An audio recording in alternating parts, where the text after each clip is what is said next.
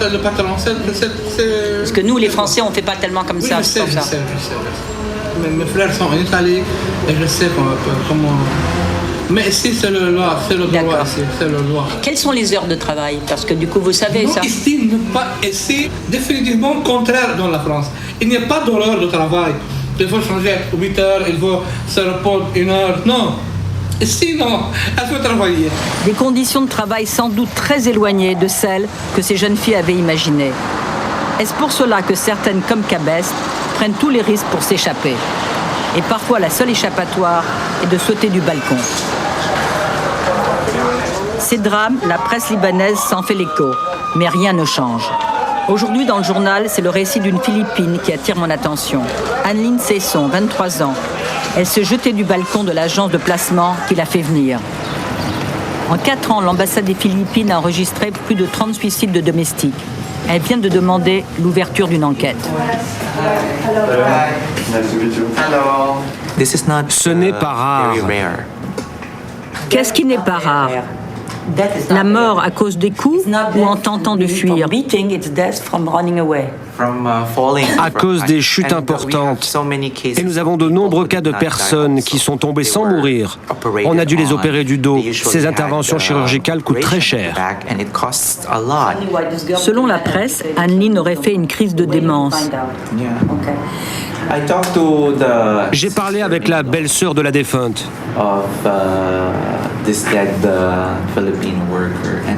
Elle m'a assuré qu'elle n'était pas folle du tout. Et si elle était en crise, pourquoi l'agence ne l'a-t-elle pas emmenée à l'hôpital?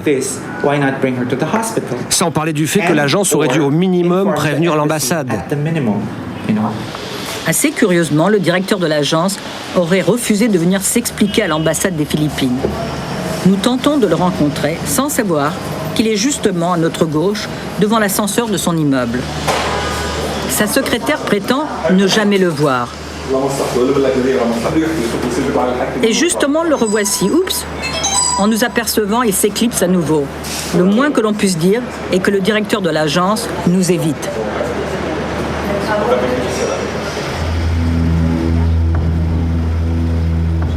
Le lendemain, nous nous rendons donc à la morgue pour rencontrer le médecin légiste.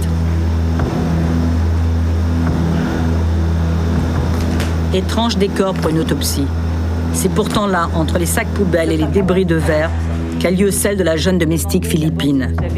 On essaie de retirer la vérité. Qu'est-ce qu'il y a derrière tout ça? Donc la première chose qu'on voit, c'est bien sûr le côté génital, mais il faut voir aussi les lésions de violence, ou bien les stigmates qui peuvent prouver que cela a été, qu'elle a été peut-être sujette à une violence avant de battue, ou des cheveux tirés, ou vous avez des tas de cas comme ça. On voit. Dans son corps, on a retrouvé des doses massives de méthanol, une substance neurotoxique très dangereuse. L'enquête judiciaire dira-t-elle un jour qui a fait ingurgiter du poison à Anne-Lynn Cesson et pourquoi?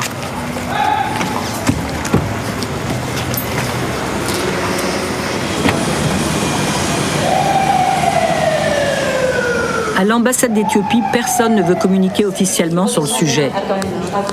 Nous nous y rendons donc en caméra cachée, car nous savons que 40 jeunes filles ont fui leurs employeurs et trouvé refuge ici. Toutes n'ont qu'un souhait, rentrer au pays. Yiv Troussan, 22 ans, vient d'arriver. Elle semble à bout. Je veux rentrer chez moi. Mon employeur m'a frappé tellement fort que j'ai des troubles aux yeux et mal à la tête. Il y a 17 jours, il m'a cassé le poignet. Dans ces conditions, je ne veux pas rester. Je ne peux rien faire avec une main cassée. Depuis quand es-tu ici? 2 ans et 7 mois, donc mon contrat est fini. Je veux retourner dans mon pays et me faire soigner là-bas. As-tu tout raconté à l'assistante sociale? Oui, je lui ai tout dit et elle a téléphoné à mes employeurs. Qu'est-ce qu'ils t'ont dit? Ils ont dit qu'il fallait que je revienne, qu'ils me feraient passer une radio et qu'ensuite je devrais finir mon contrat. Sinon, je n'aurais pas l'argent pour payer mon billet de retour.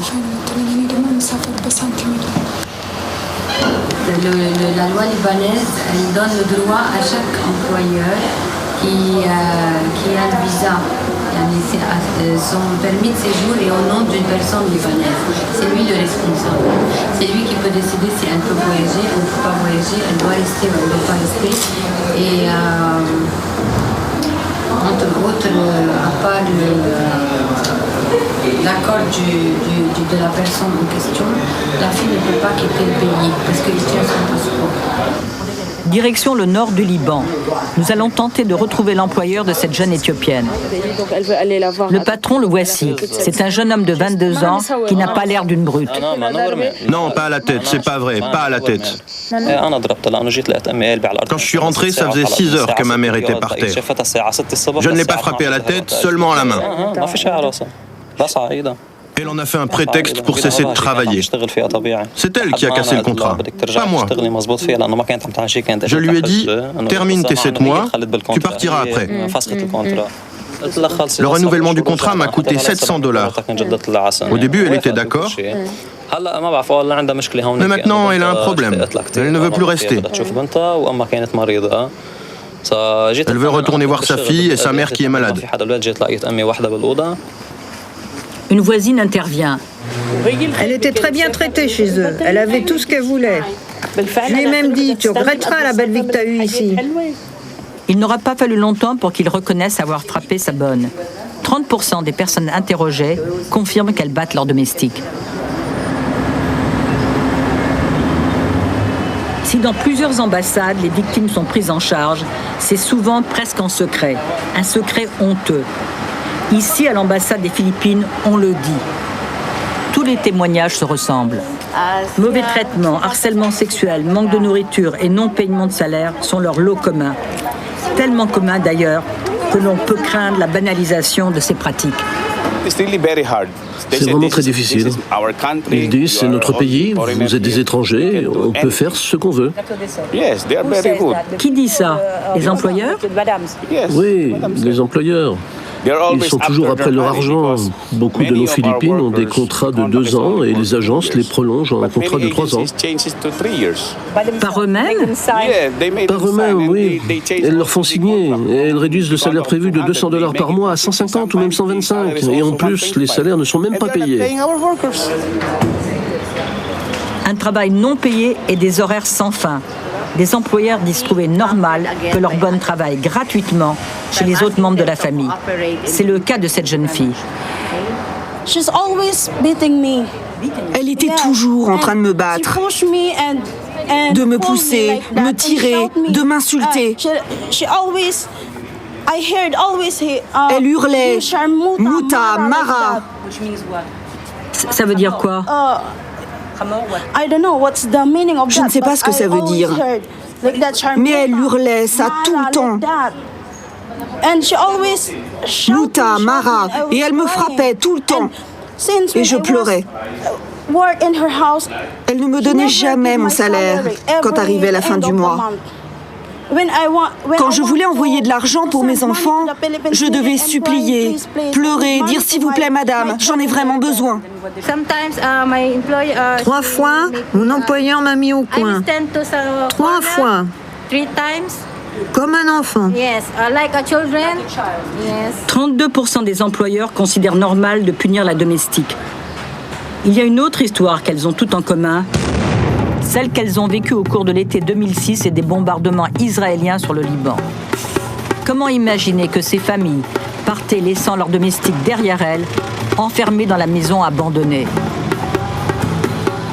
Vous étiez toutes enfermées durant la guerre? Oui, toutes. Ils partaient à l'hôtel et ils m'enfermaient. Ils ouvraient la porte seulement quand ils revenaient. Et ils vous laissaient seule dans la maison pendant les bombardements?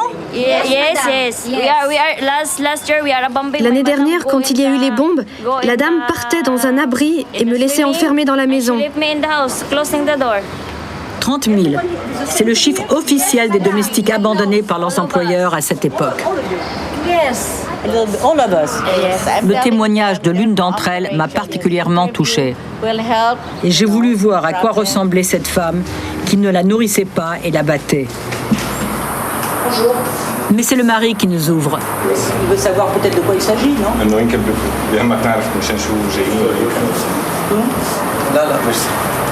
Vous savez déjà?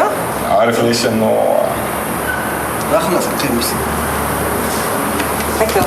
L'homme refuse de nous répondre. Et après avoir claqué la porte, il nous observe du balcon. Nous continuons à filmer. Il finit par descendre avec sa nièce. L'épouse est toujours invisible et le mari semble gêné.